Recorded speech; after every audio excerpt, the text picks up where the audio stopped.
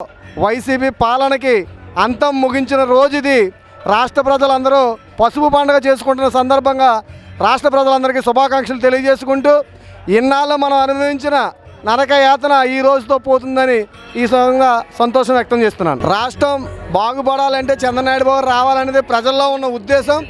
ఈరోజు దాని మీదే 164 సీట్లు ఈరోజు కూటమికి ఇచ్చారంటే కారణం ప్రజలు ఈ వైసీపీ పాలనలో ఎంత నరకం అనుభవించారన్నది ప్రజలకు తెలుసు. కాబట్టి ఈరోజు ఆంధ్రప్రదేశ్లో వైసీపీ అనేది లేకుండా తుడిచిపోయిన పరిస్థితి తీసుకొచ్చారు. ప్రతిపక్షంగా కూడా లేకుండా పరిస్థితి ఈరోజు జగన్మోహన్ రెడ్డికి వచ్చిందంటే అతను చేసిన అవినీతి పాలనే దీనికి ఉదాహరణ అని చెప్పగలుగుతున్నాం. మరి వైసీపీ వాళ్ళు మోసం చేసి గెలిచారని చెప్పేసి కూడా కొన్ని ఆరోపణలు అయితే వస్తున్నాయి. 2019లో 151 సీటు గెలవడంలో వాళ్ళు మోసం చేస్తే గెలిచారా? ఈరోజు ఆ రోజు వాళ్ళు మోసం చేశారంటే ఈరోజు 124 మనం మోసం చేసిన ఒప్పుకుంటాం.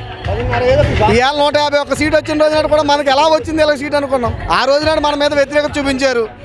ఎందుకంటే ఇతను చెప్పింది రాజధాని అనేది నేను కడతాను, అదేవిధంగా నేను అభివృద్ధి చేస్తాను అని పోలు మాటలు చెప్పాడు, కళ్ళబుల్ కౌలు చెప్పాడు. ఇదే నిజం అనుకున్నారు ప్రజలు. కానీ ఇతను 3 రాజధానులను ఒక వంక పెట్టి ఎక్కడా ఒక ఇటక పేర్చకుండా ఈరోజు పాలన సాగించాడు. కాబట్టి అది ప్రజా తీర్పు ఎలా ఉంటుంది అన్నది జగన్మోహన్ రెడ్డి ఒకసారి ప్రజలు దెబ్బేంటన్నది రుచి చూశాడని ఈ సభాముఖంగా మీకు తెలియజేస్తున్నాం. వైసీపీ వాళ్ళని టీడీపీ వాళ్ళు కక్షపూర్తి సాధింపులు చేస్తున్నారని కూడా వైసీపీ నేతలు అయితే విమర్శిస్తున్నారు. వాళ్ళు 5 సంవత్సరాలు కక్షపూర్తి పాలన చేశారని చెప్పేసి అదేదో సానుభూతి ప్రజల్లో సృష్టించు కోసం చేస్తుంది తప్ప ఈ రోజు వరకు అలాంటి పరిస్థితులు ఏపీలో లేవు. వాళ్ళు చేసిన కంటే పాలన ఏమి ఈరోజు దారుణంగా లేదు.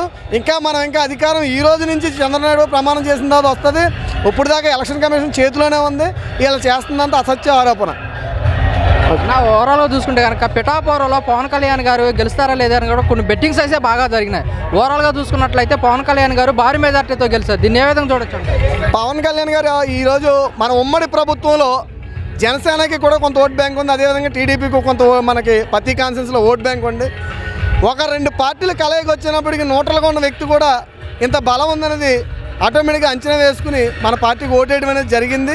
అంతే తప్ప ఇందులో జరిగింది ఏదో పవన్ కళ్యాణ్ గారు కూడా భారీ మెజార్టీతో నగ్గుతారని ముందు నుంచి అంటున్నాం.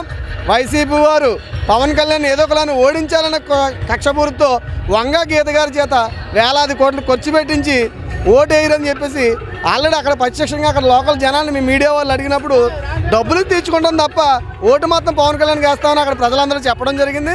అదే తీర్పుగా ఇచ్చారని మేము అందరం భావిస్తున్నాం. ఆనాడు జగన్మోహన్ రెడ్డి గారు రూపాయి జీతం తీసుకున్నారు. ఈ రోజు వచ్చేసరికి పవన్ కళ్యాణ్ గారు సంపూర్ణ జీతం తీసుకుని మళ్ళీ ప్రజలకు పంచిపెడతా అంటున్నారు. వీళ్ళిద్దరి మధ్య తేడా ఏంటంటారు? పేరుకి రూపాయి జీతం పేరు చెప్పి ఇతను లక్షలాది కోట్లు ఈరోజు మద్యం కానీ ఇసుక కానీ కుంభకోణాలు వేల కోట్లలో చేశారండి. ఒక ఆంధ్రప్రదేశ్లో రోజు స్టేట్లో జరిగే మద్యం వ్యాపారం మీద వేల కోట్ల రూపాయలు కుంభకోణం చేయడం కోసం ₹1 జీతం అనేది పెట్టాడు. పవన్ కళ్యాణ్ గారు అవినీతి నేను అనేది చెయ్యను, నా గవర్నమెంట్ నుంచి వచ్చిన జీతం తీసుకుని ప్రజలకు నేను పంచిపెడతానని ఆయన చెప్పాడు. అదేవిధంగా అధికారం రాకముందు అతను సొంత డబ్బులు వేల కోట్ల రూపాయలు రైతులకు దానం చేయడం కూడా జరిగింది. ఈరోజు ఆ సానుభూతి కూడా ప్రజల్లో బాగా కనిపించింది. అదేవిధంగా చంద్రనాయుడు బాబు కూడా ఎక్కడా కూడా అవినీతికి తావు లేకుండా మనం చేద్దామని చెప్పేసి ఇద్దరు అనుకోవడం కూడా జరిగింది. ఈ ఇద్దరి కలయిక ఇలాగ ఉండాలని రాష్ట్రంలో మళ్ళీ వైసీపీ పాలన ప్రజలు చూడరని మా అందరూ భావిస్తాం.